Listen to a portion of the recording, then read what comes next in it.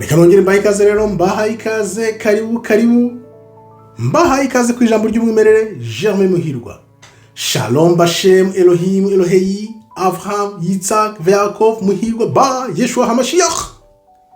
Maze anachnu cholchim lilochot hayom, tugiye kuganira iki uyu munsi. Reka turebe iyo ubwoko bw'Imana buza kumvira Imana bugakurikiza ugutegeka kwa 2:28 byari kugenda gute. Iyo ubwoko bw'Imana y'Imana ibyo yabwiye abantu babikurikiza, uyu munsi tubayeho gute. Ibyo tubisanga mu gutegeka kwa 2:28 ukazamuka za 48 38 kugeza kuri 50. Imana irababwira iti ibintu ni bibiri, nimunkurikira mukanyumva nza Imana yanyu, nimwanga nzabateza ababisha. Reka tubyinjiremo rero. Nkuko maze kubwira, reka manze mbasuze mu izina ry'Uwiteka Imana ishobora byose, Imana ya Abraham, Isaka na Yakobo na Muhirwa, Imana yawe, Imana yacu twese, kubw'umwami wacu Yeshua HaMashiach abenshi bita Kristo. Iki ni ikibazo nibajije, kibaza kubera impamvu ebyiri. Impamvu ya mbere, byari kuba bimeze gute iyo abakurambere bacu ba kera iyo bakurikiza ugushaka kw'Imana nkuko tubisanga mu gutegeka kwa 2:28. Ese uyu munsi bimeze gute abantu bose? Iyo urebye ukitigeza hirya no hino ukareba ukuntu turi mu isi mu buzima bw'ubuyobe kuzavayo bimeze gute. Intambara ziri kurwana ku isi kugira ngo ibyo bintu bitamenyekana zimeze gute. Nkakubwira nti rero, mbere ko tubyinjiramo banzu kandi ho like kugira ngo uku kuri kugere ku bantu benshi, kuko ukuri kubohora imbohe. Ngwino wige. Tugeze mu bihe aho buri wese azashaka kumenya ukuri n'urukundo bikaba itegeko kubera ko Imana ibishatse atari uko abantu babishatse. Ibyo bintu ndabihamya, niho biri kugana. Nimba utabibona n'ubu n'uyu munsi, komeza mu bwo buyobe bw'isi, ariko abumva barumva. Mukumbi wumva ijwi ry'Uwiteka, ijwi ry'umwungeri, ubundi ugakurikira. Abo gutaka rero bazatakara. Ariko weho uyu munsi ushaka kumenya ukuri, kandira abantu like kugira ngo ukuri kugere ku bantu benshi, kuko niba wumvisha ukuri ukitambukira gusa ukagenda, nta kugera ku bantu benshi. Kandi nkabashimira none abakomeje kwiyandikisha muri benshi, nawe utariyandikisha subscribe, kuko ni iby'agaciro. Mu minsi ije numenya ukuri kuzakubohora, ubohora abandi, ubere abandi urumuri. Twibaza tuti rero, iyo ubwoko bw'Imana nk'uko Imana yababwiye mu gutegeka kwa 2:28, nimukurikiza amategeko yanjye mukaba abantu banjye, nanjye nzaba Imana yanyu iteka. Ariko nimwanga kunyumva, nzabateza ibiza, mbateze ibibazo, mbateze abanyamahanga, babambika ubusa, babicisha inyota, babicisha inzara, kugeza bakwambitse iminyururu y'ibyuma ku majosi, bakunogonore kugeza bakunogonoye. Niko byagenze rero, bwarakeye biraba. Ubwoko bw'Imana bwaravuze no, ibyo ntabwo turashaka kuba nk'andi mahanga, andi mashyanga.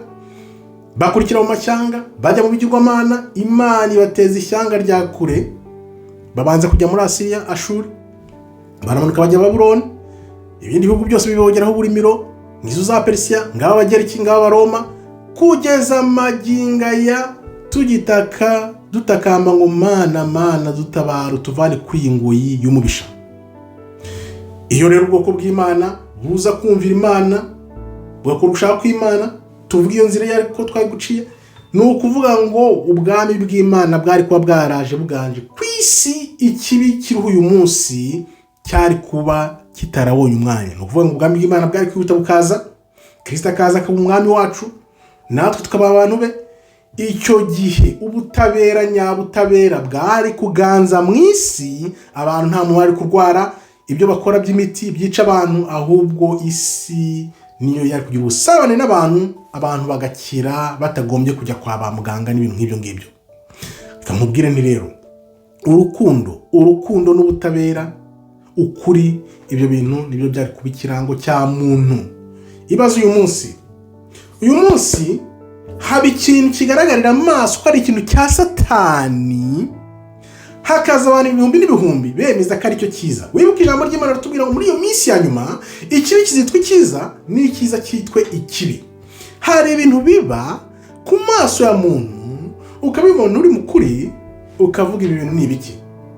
Umuntu akaza akabigoreka ukareba ukuntu abigoretse kumva ugize ubwoba nta kindi kintu bumva, kuko iyo uri mu mwuka urebye umuntu utekereza gutyo ufata ibintu biri mu murongo bigaragarira amaso ya buri muntu wese ko ibi bintu ari bibi akavuga ngo ni byiza, bituma sesumeza nimba koko wumva ukunda ukuri. Urugero naguhanuruye, tuvuge bishe umuntu amamiliyoni arabibonye ko bishe umuntu yapfuye, umuntu yarahari. Umuntu agahita avuga ati no, ntago ari we, ntago yapfuye, umuntu ariho, ni ibintu yikoze yakinnye, ariho aracyahumeka. Ibyo bintu arantu bibona wow, ukavuga sinzi, mpita nibaza nk'umutima uwo muntu afite.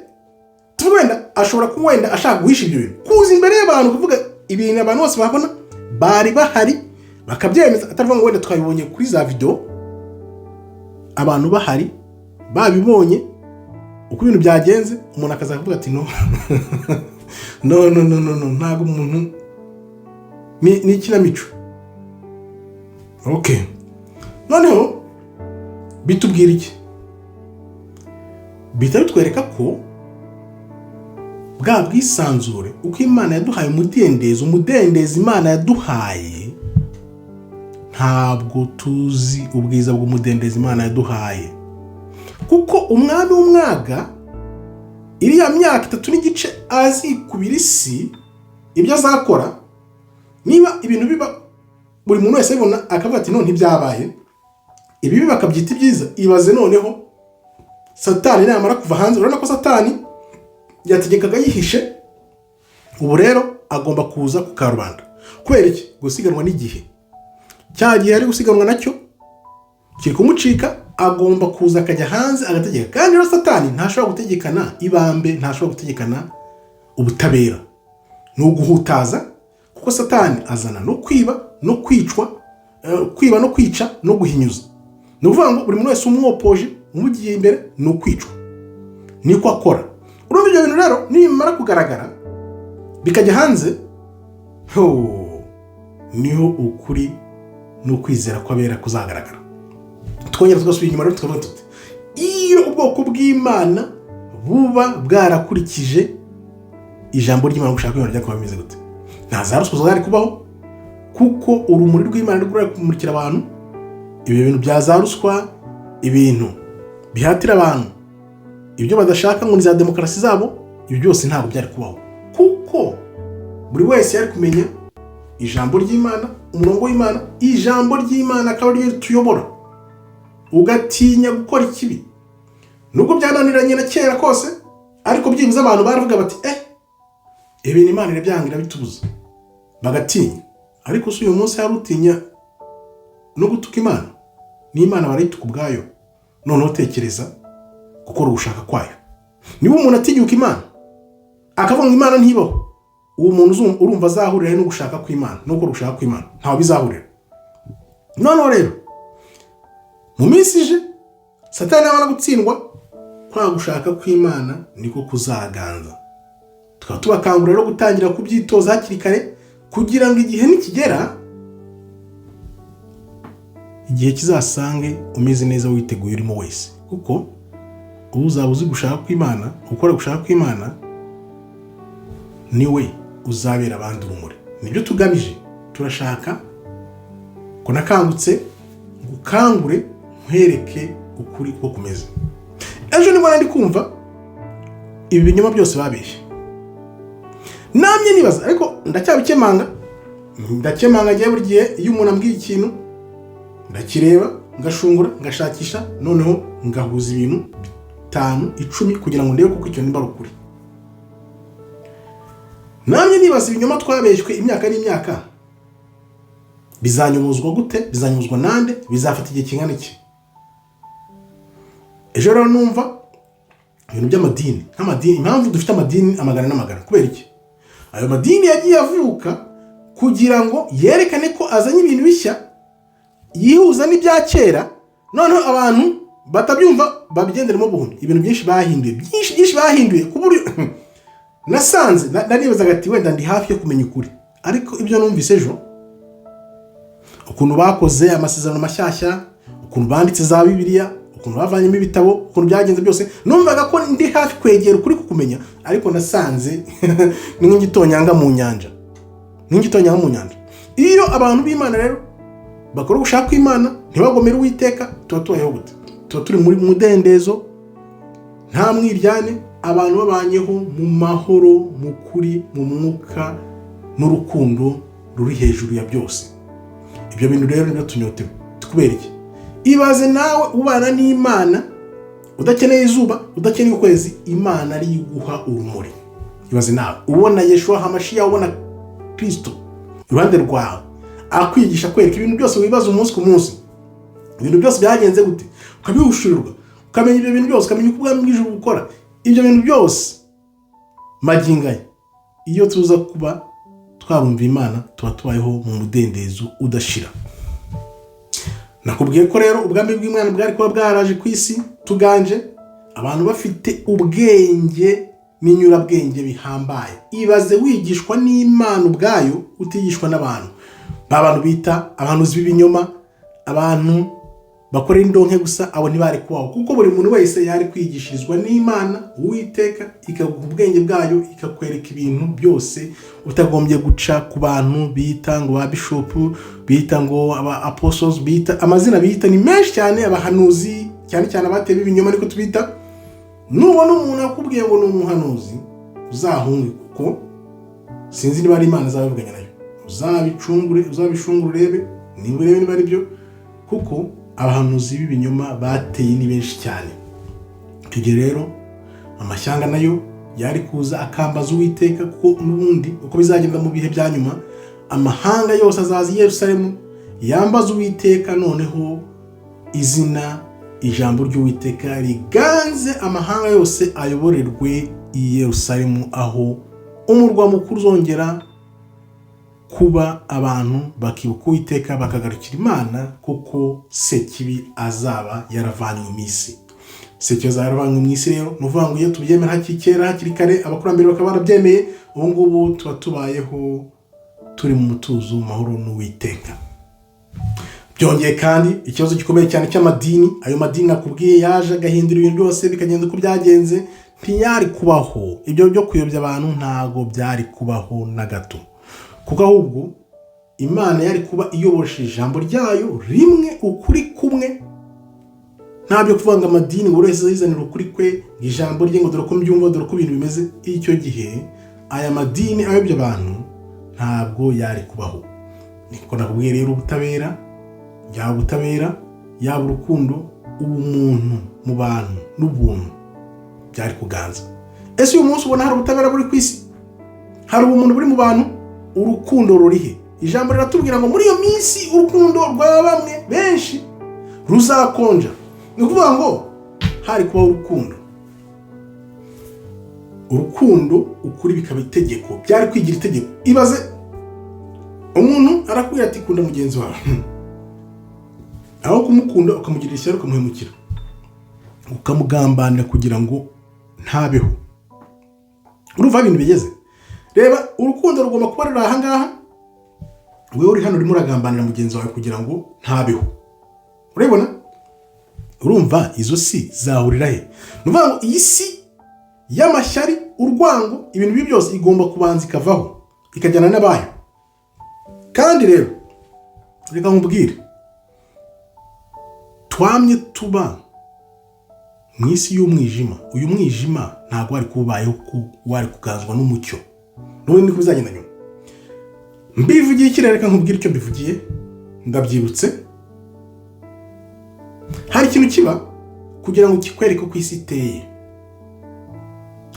Urupfu rw'uriya muhungu muri Amerika rwakwiriye ahantu henshi cyane, rwampumuye amaso. Numvaga ko isi ifite ikinyoma, iri mu mwijima, ariko ntabwo nari nzi ububi bw'isi uko bumeze. Kuko urupfu rw'uriya muhungu rwerekanye abantu benshi abaribo, rwerekanye ko Satani ariho, Satani ninde.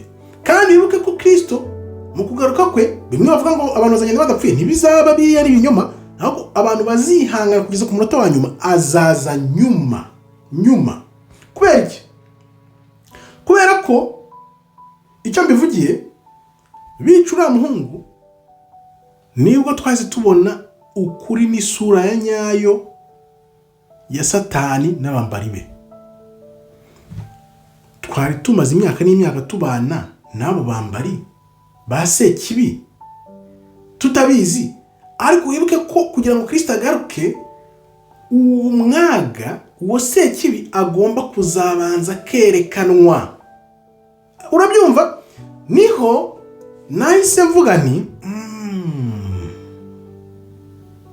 bano bantu bari kugenda bigaragaza bajya hanze, ni gutya Satani azagaragara. Nuvuga ngo Imana ikwerekana Satani gahoro gahoro, abareba barareba kuko ntabwo nabijyamo ngo mbyinjiremo cyane, ariko urupfu rw'uriya muhungu rwahise runyereka Satani ninde, Satani azagaragara gute, uko azazamuka, uko azashibuka, kuko ntagifite ubwihisho agomba kugaragara.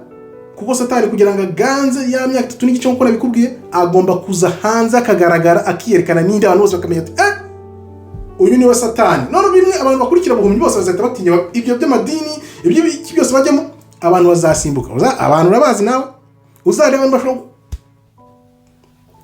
kugushima, bakakuririmba, bagacinya imido, bakagira gute, abantu ntabwo bazi. Abantu baragusingiza bakakuririmba, ariko gira gutya ngo ugaragare gato ugwe.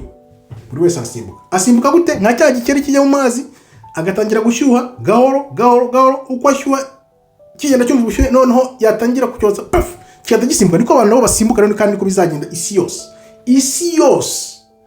Ubwo urumva ko abantu barabeshywe, bajyanwa mu binyoma, bajyanwa kwa Satani mu mwijima, ariko Imana ivuga ati dore urumuri n'umucyo biraje. Ijambo ry'Uwiteka rigiye kongera kuganza, ukuri, urukundo biba itegeko, kuko ubushake bw'abantu atari Imana ibahate. Kuko Imana ntihata umuntu, Satani niwe uhata abantu.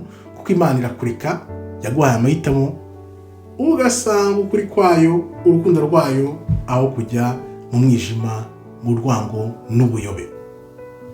Iyo rero ubwoko bw'Imana bukomeza gukurikiza ugushaka kw'Imana, byari kuba bimeze gute? Ni ukuvuga ngo ibiremwa byose byari kuba biri mu busabane n'ubwiza n'abantu.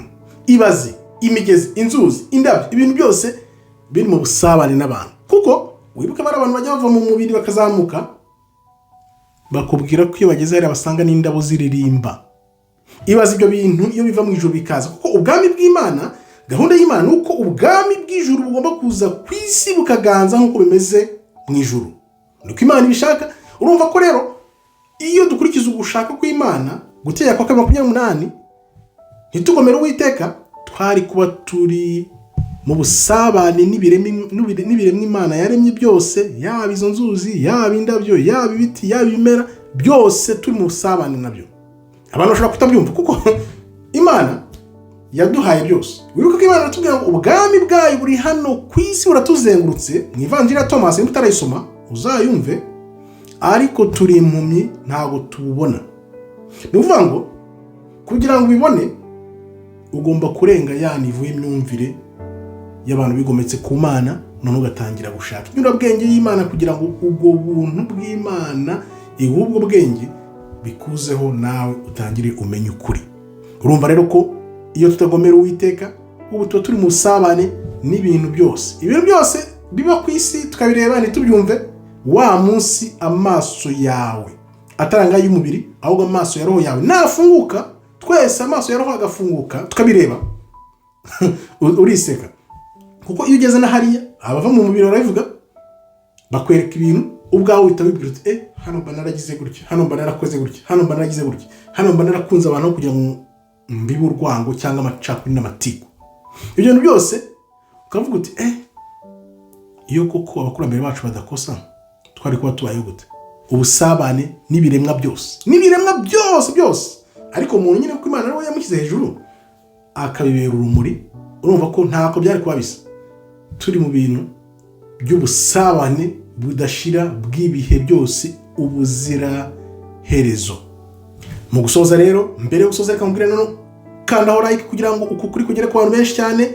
Ingingo ya nyuma itwereka uko ibintu byari kuba bimeze iyo ubwami buba bwaragumye mu maboko y'ubwoko bw'Imana. Ubwoko bw'Imana ntibugomere Uwiteka nk'uko tubisanga mu Mategeko 28. Ubwami n'ubutware bw'umwami wacu Kristo Yeshua HaMashiach bwari kuba ubw'ibihe byose, ubw'ibihugu byose, amahanga n'amashyanga yose akaza akayoborerwa Yerusalemu n'umwami wacu, umwami w'abami Yeshua HaMashiach abenshi bita Kristo. Nta buhunzi bwari kubaho, nta mwijyane, abantu bose bazize ubusa, abagiye mu buyobe, ibyo byose ntabwo byari kubaho, kuko twari kuba tuyobowe n'umwami umwe gusa, uko byita mu Spanish, umwami umwe rukumbi niwe wari kuba tuyoboye. Noneho tugagurushaka kw'Imana, ijwi rye, imbaraga ze, ugushaka kwe, ubwiza bwe, urukundo rwe, ukuri kwe kukaganza mu mahanga yose icyarimwe. Uzarebe iyo ikinyoma kivuye muri za Amerika gikwira isi yose.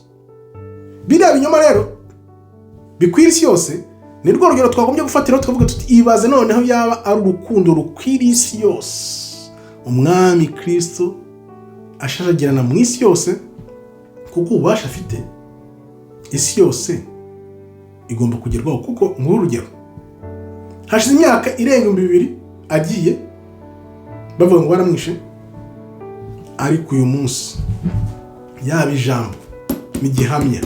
Imana irakubwira ngo ijambo ryahozeho, kandi iryo jambo ni Kristo, rizahoraho ibihe byose. Iyi ni gihamya n'uyu munsi.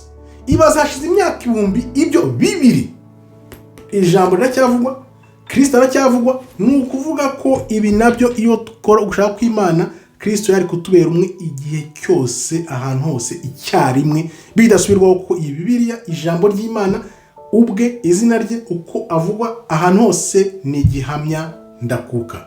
Wewe twabanye rero nkamugushimiye, ukomeze wibaza uti ese iyo tuzakurikiza ugushaka kw'Imana nk'uko tubisanga mu Mategeko 28, isi yari kubibaye hite? Ariko ntucike intege, kuko nibyo duharanira kugira ngo byongere bigaruke ubwo tuzatumaze gukura mu nzira umwami w'umwaga ugiye kwimika, agahe azategeka ni gato. Ntugire ubwoba, kuko azategeka imyaka 3 n'igice yonyine, ubundi arimbukane n'abambari be bose.